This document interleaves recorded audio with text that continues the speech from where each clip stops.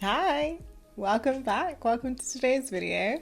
I changed my hair, gone blonde for the summer, which is quite ironic given the contents of today's video. But today I'm going to be talking about the Oreo myth. So we all know what an Oreo looks like. It is black on the outside, white on the inside. And it's also a term which is used to describe a certain kind of black person. It is the idea that encompasses black people who are considered to act white. Therefore, they have black skin on the outside, but internally they are seen as like white. Other versions of the term include the coconut and also the banana, which refer to other people of color. So today I'm going to talk about that.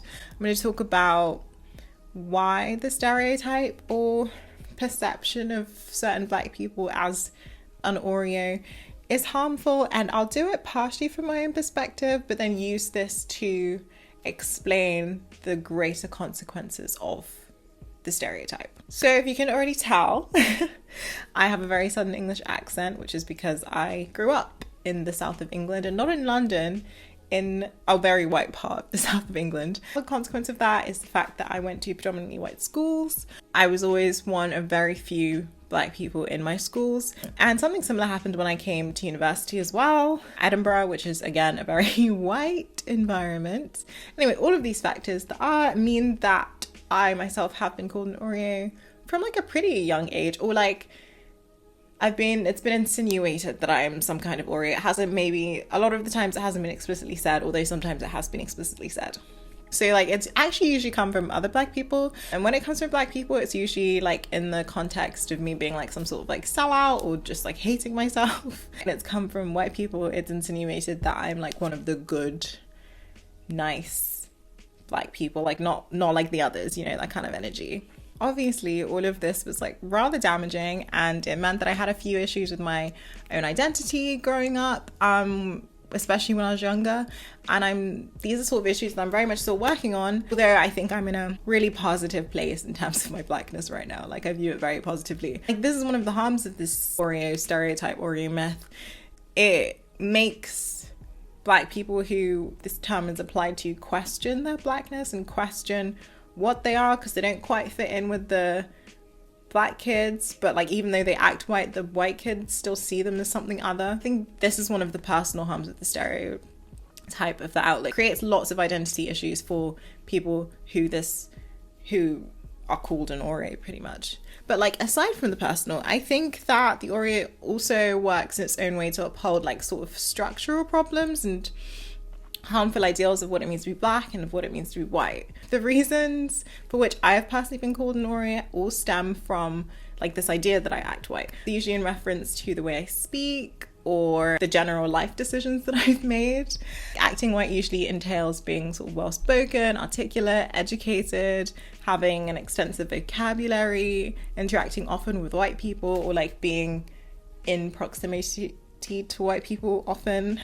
And like I feel like this Oreo thing sort of implies that there is a single monolithic way to be black, that black people are in some way one thing, and if a black person deviates from this thing, then they're like not really black or like less black. It attributes traits which I might argue are actually quite good traits to have, such as being educated and articulate, to things that only white people can be, that only belong to white people, which I think has the effect of denying black people the kind of mobility that these traits usually lead to in society stands. And like I'm not saying that this is how it should be, but it happens to be the case. Like the more educated, articulate, blah blah blah you are, the higher chances you have of upward social mobility, right? Like it's kind of just a fact. It shouldn't be a fact, but it is a fact. And I think that Oreo myth perpetuates these really harmful stereotypes of black people being like somewhat lesser educated and just more stupid than white people. Like it affirms the social hierarchy of whites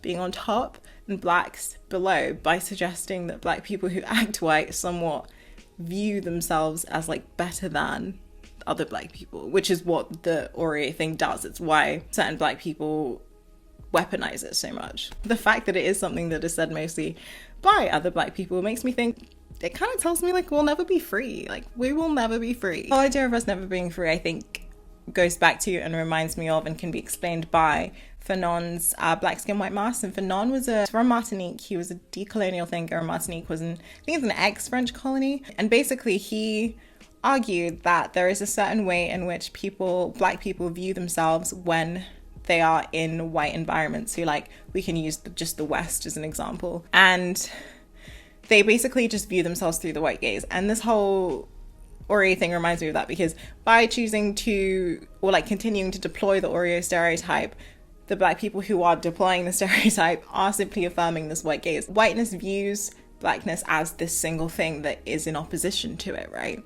And by telling certain Black people that they're acting white, other Black people are perpetuating this singular view of Blackness that was created by like white people. It's sort of counter to any sort of movement of liberation to try and argue that Black people should be one thing, because by trying to argue that Black people should be one thing, we are simply affirming the thing, white supremacy, that we should be fighting against, because it's a construct of white supremacy, this whole idea that Black people are just one thing. It's harmful in terms of like anti-Blackness, because it leads the Black people who are called this by other Black people to obviously resent them, because you're not going to like someone who, or a group of people who question your identity, are you? And it leads them to view like Black people as this thing that they are not a part of, don't want to be a part of, and therefore view it negatively, which is what Fanon talks about. Like, we are socialized to view Blackness negatively, but it isn't just the people being called Oreo who are doing this, it's also the people calling others Oreo who are affirming anti-Blackness, because they are again affirming this idea that Blackness, exists as one thing, and that is a construct of whiteness. So they're viewing themselves, by calling out other Black people for not behaving in one way, they are viewing themselves through the white gaze, through this idea of one Black way of being. This isn't something that we should be doing. Like, we should be working to undo this single Black way of being, right? To recognize that there are a multiplicity of ways to be Black.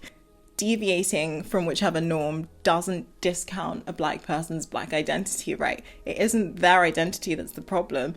It is the norm that is the problem. All that the Oreo myth does is make young Black people really confused, and it perpetuates anti-Blackness on both sides, frankly. And it's just generally unhelpful to whichever cause we're going for here. Like, how are you going to be liberated if you're viewing yourself through the terms of those you're trying to be liberated from?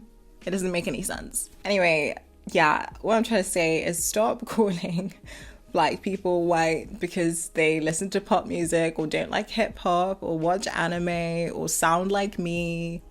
It's annoying, and it's really like kind of, as I've explained, counterproductive. I think that the Oreo myth does more harm to the Black community than it does good. Some might say it does some good because it like encourages solidarity, but I don't think this is the kind of solidarity you want, right? Like you don't want a kind of solidarity which comes from shaming people out of their identities, out of their hobbies, out of what they like. Like, that's not what we want.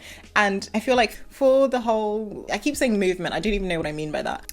I think that we need like a diversity in both thought and identity for any kind of movement to be effective, right? Like, how are you going to achieve anything if everyone is thinking the same, if everyone is speaking the same, if everyone has the same life experiences? Like, it's not going to work, and it's just affirming the very thing that you're trying to fight against. So yeah, let's abolish the Oreo because I hate it. It's useless and it's harmful. So let's quit it. That's all I have to say. Thanks for watching. It's kind of a ranty video. I don't know. But I feel like all of mine are not ranty, just a bit more personal than usual, I feel. But yeah, thank you for watching. Let me know what you think in the comments if you have ever deployed the stereotype or had it deployed upon you. Like, comment, subscribe, and I'll see you soon. Bye.